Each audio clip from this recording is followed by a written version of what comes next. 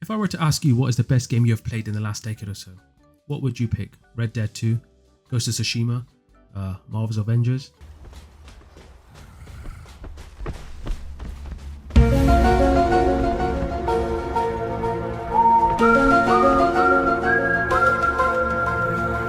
Nah, that shit was ass.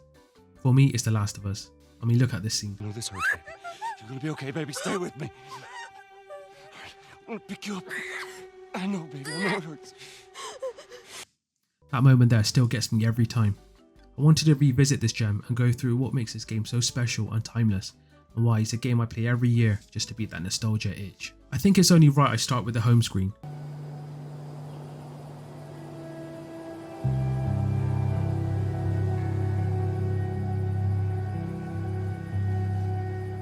As you make your way past the intro credits, you are hit with subtle tones of guitar strings, sun beaming through a window with tired looking curtains, which immediately sets the tone of a story which is going to pull you through so many different emotions. I think the gameplay goes under the radar of how good it is. It's a third person action adventure game.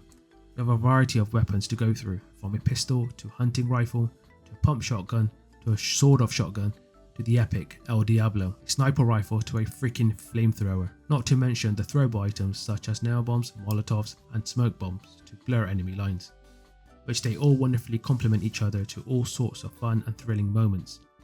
It's very much a pick up and a play experience, where you are able to learn the controls effortlessly. Never did I think, damn, the controls feel janky, weapons are not satisfying and the characters feel like they are walking through quicksand. Naughty Dog did a great job with the mechanics, and simply feel like you're a badass, which in result relates to simply having fun. It seems some gaming companies have forgotten when making a game. At the forefront, it should always remain the player having a good time, and not feel like you're sitting through a 12-hour exam. Is it over yet? I'm looking at you, EA. The gameplay does a great job of keeping things somewhat fresh. If you're more of a stealth player, you can certainly play majority of the game like this, by using weapons such as the bow, or simply choking your enemies out, creating distractions to give you the edge to cause havoc with nail bombs and molotovs. Even healing yourself, crafting items and upgrading weapons is fun to me. The way you swing your bag down to perform these acts makes you want to nut.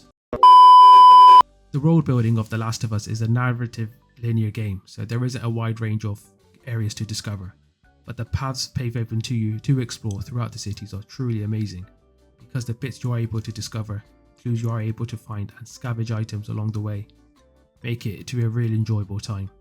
I say to really get the best experience out of this game is playing on the PlayStation 5 version. You really see the graphical upgrade which complements The Last of Us world. Your journey takes you through various locations in the United States such as Austin, Texas, Boston, Massachusetts, Lincoln, Massachusetts. Alright, I'll stop.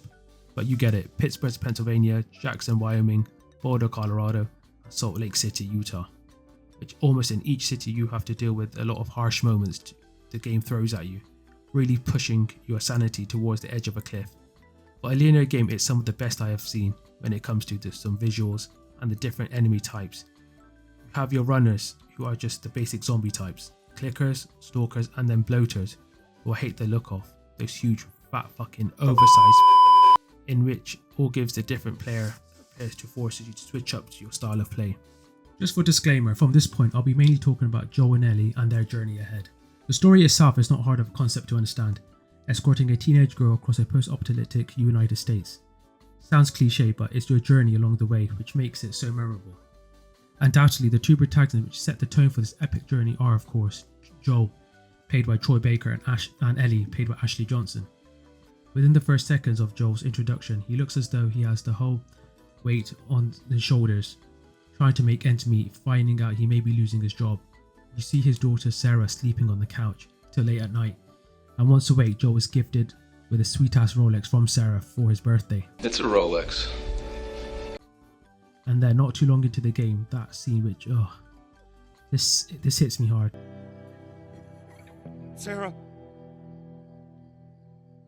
Baby? Don't do this to me, baby. Don't do this to me, baby. Come on. It's played out so well. When Joel sees his daughter struggling to breathe and knowing this will be the last time he's going to be holding her again hits deep for me. This is when I knew some games are not something just to kill a few hours of, but art. Come to think of it now, All this happened on Joel's birthday. I mean, my guy just can't catch a break. The game does a decent job of giving some background story on Ellie's life so far. We do know she was an orphan in the Boston quarantine zone. Her mother died whilst giving birth to Ellie, and from there Marlene, the leader of the Fireflies, takes her in as her own. But as we come to learn, she had other motives in mind. Joel and Ellie's journey together doesn't begin until around an hour and 15 minutes into the game, going across 6 major US cities, each memorable and heartbreaking than the last. The bond these two characters build along the way shows how far they have come, the deaths they've had to witness, and even being on the end of some very close encounters themselves. All but somehow beautifully ties their relationship together to eventually they make it to the last hurdle, which is Salt Lake City. Pass through some big boys and then there is no doubt in my mind this scene had Joel thinking he was not going to lose someone close to him again, bringing back all the horrors of Sarah slipping away from him back in Texas. He was not going to let that happen again. We soon after discover Marlene's true intentions, which was to have Ellie go under the knife, remove the cordyceps, which then can allow the doctors to multiply the cells and create a cure. After encounters with Marlene's henchmen, Joel makes his way to the surgery room to find Ellie lying there, about to be operated on. From here you can John Wick on their asses and save Ellie. Trying to escape, we again meet Marlene, where you for the last time say goodbye. At the very end, some dialogue plays out between Joel and Ellie, which for me is one of the most powerful moments in gaming. To me that everything that you've said about the Fireflies is true. I swear.